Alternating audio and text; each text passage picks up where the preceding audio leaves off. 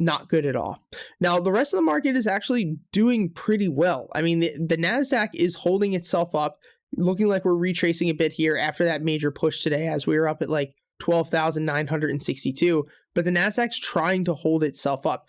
QQQ specifically, you can see, is using this resistance level at 314, but today, if we can push back up over this resistance level and hold this 200 SMA, there's no reason that we don't continue our move back up to 319.50. Now, the way that I would be playing triple Qs, and the safest way that you can be playing triple Qs going into the next couple of weeks, is just waiting for this pivot area. We've been trading, you can see, since the beginning of April, basically between 320 and 312. Sideways movement, excuse me, specifically for my type of swing trading strategies, it sucks the most. Like I tend to lose the most when there's sideways movement.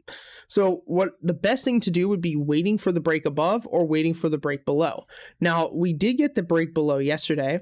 I had SPY puts that I closed out. I had SQQQ shares that I closed out this morning for a loss. But the reason I held them was because we actually broke and held under 314, which we didn't do before. We broke and held near that level of 314, but we didn't actually break and hold below it like we are now.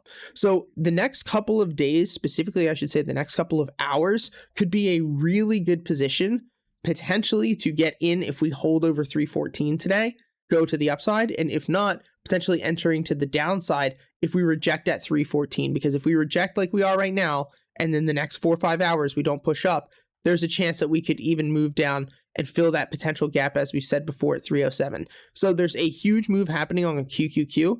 It's just more so right now waiting for confirmation.